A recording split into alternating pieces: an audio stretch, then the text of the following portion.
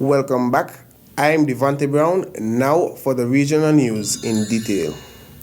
Teachers across government schools in Antigua and Barbuda are continuing to fight for what they say are issues of national importance in their working conditions.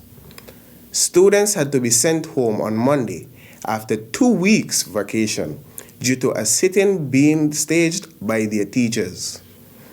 Tensions between the government and the Antigua and Barbuda Union of Teachers remain high over the apparent lack of effort by the ministry to address issues constantly voiced by the nation's educators, including a long overdue reclassification, inadequate security at schools, and similar working conditions. The Ministry of Education says it addressed 90% of the teachers' demands, but the disgruntled educators are far from satisfied. The ministry says several ex gratia and retroactive payments were made. 336 teachers who were eligible for upgrades received the upgrade instrument, except for 25 teachers who remain unupgraded due to clerical issues being addressed by the ministry.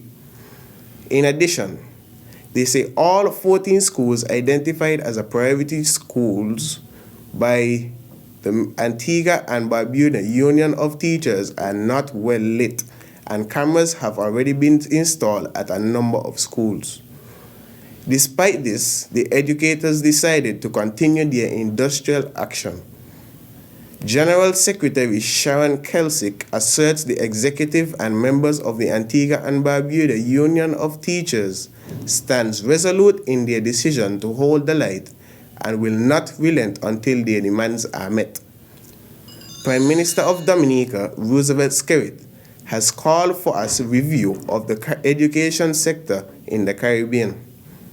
Speaking on a panel of CARICOM leaders at the regional symposium, Violence as a Public Health Issue, the CARICOM Challenge, Skerrit said a review of the school system could help to address the root of crime.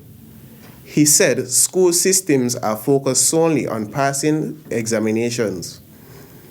There is absolutely no time in the 5 hours or so that the students spend in the school setting for anything to do with the well-being and welfare of the children.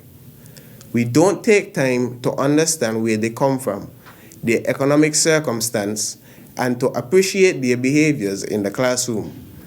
He said there is a need for an urgent review, and it would help to dry up the recruitment ground for violent behaviors.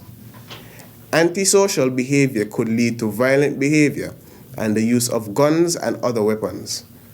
Sports and physical education have taken second place, and extracurricular activities in the classroom no longer exist, as more emphasis is being placed on academic performance. We boast of the passes at CXC, but we fail to pay attention to the 20 or 30% of those who did not make it to the matriculation level.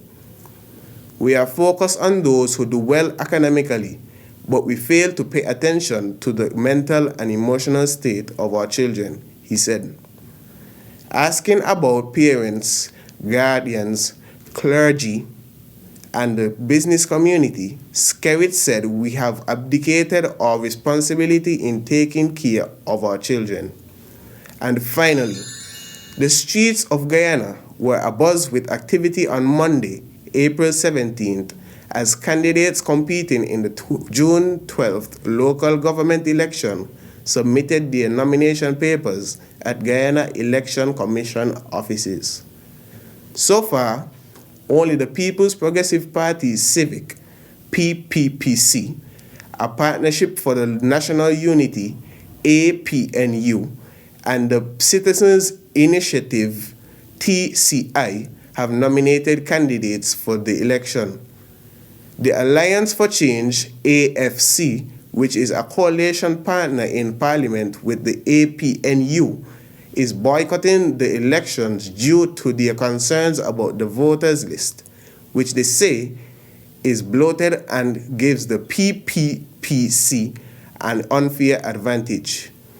Other parties are skipping the election due to issues with financing their campaign. Both the PPPC and APNU are expected to contest all of the more than 70 local authority areas. There were a few surprises during the nomination process, as some prominent APNU supporters crossed the political divide to join the PPPC. Former Mayor of Georgetown, Patricia Chase Green, was one of the defectors who was listed as a PPPC candidate. The PPPC won the last local government election with more than 61% of the votes. APNU came second with 34% of the votes. That's it for the regional news segment. Stay tuned. The weather is next.